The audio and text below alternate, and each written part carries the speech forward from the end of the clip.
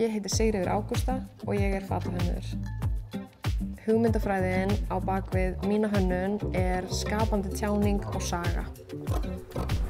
Það sem einkennir mína hönnun er tilfinningarleg nálgun og skemmtileg blanda af andstæðum.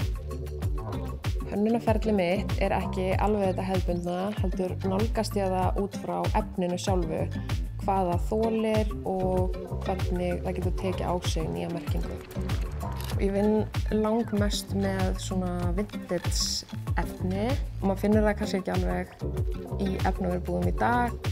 Línan sem ég ætla að sýna á Hönnunarmars er út frá karakter sem ég bjó til og þessi karakter er algjör svona badass en samt með svona mjúka hliði líka.